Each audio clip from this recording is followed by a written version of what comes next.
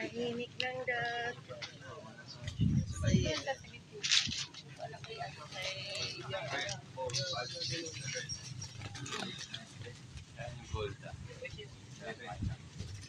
Alin? Nasaan? Nasaan? Ang gold.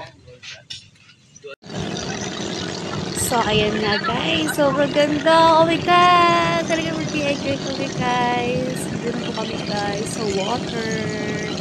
Babagan po natin kung ano po aming mga pagkagawin sa water na yan guys. Of course, number one, syempre, maliligo po kami guys. Kita nyo naman, sobrang lino ng tubig niya guys. So, diba, kahit mainit guys, promise, hindi mo mararamdaman ng init. Lalo na, I think, pag nandun na kami sa gitna. Ayan guys. And then guys, plano namin sumakay doon. Sa nakikita nyo yan, banana boat. Oh my God, sasakay kami dyan. Hindi pwedeng hindi. Dito lang po siya. Wow.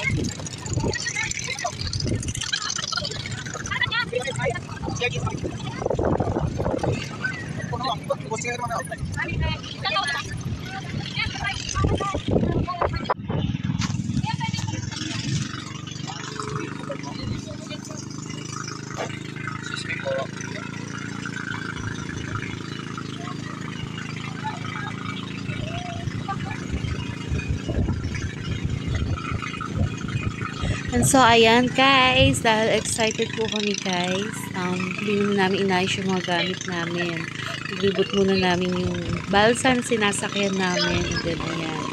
Nagmasid-masid muna kami guys. Nagikot-ikot, naglibot-libot ng kaunti. Ayan.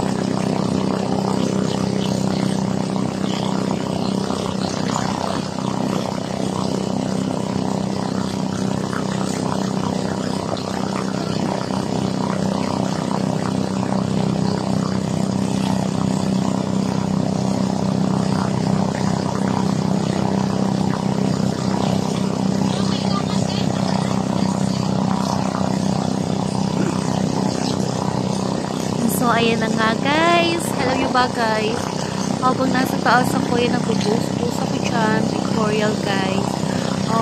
Kitang-kita ko yung mga kasabayan namin ng balsa namin. So, sobrang enjoy din sila guys. Ayan o. Meron pa silang mga kasamang shih tzu. Ayan, sayang din naman na isamang baby princess namin. Ay, naku, sising-sisi talaga kami. Dapat talaga kasama namin siya. Oh guys, pwede naman pala, diba? And ayan nga guys, so sobrang ganda ng tubig. Ang lakas ng alon ng tubig, pero okay lang, relax na relax. Sobrang enjoy ako guys. Excited na nga ako dito guys. Pero syempre, mas excited muna kami kumain. Ayan. Ayan guys, so ang sarap sa taas. Taraw mo lahat. Nakikita mo lahat. Hindi ka mag-ibig-ibig. O diba guys? Ayan, ganyan po kaganda dito sa Little Boracay. Ganyan po kalinis ang water nila, promise. Liwa-liwanag na doon ng water nila, and sobrang babait po ng mga bangkay dito, yung mga nag-a-assist natin.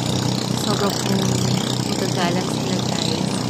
And ayan na nga guys, isa-isa na po sila nag-aayos ng kanilang mga gamit. So guys, pag dito kayo, i-visit naman kayo ni Kuya. Sabihin ko ano yung mga rules and regulations dito. Syempre na number 1 yung likeness natin. Dapat palagi natin. So, guys, ayun na nga. Hindi ko na alam kung paano ako bababa. Oh my God. So, sige lang. Kaya mo yan, eh. Tingnan naman, guys. Oh, ayan. Hindi rin ako nag-is ng anak ko.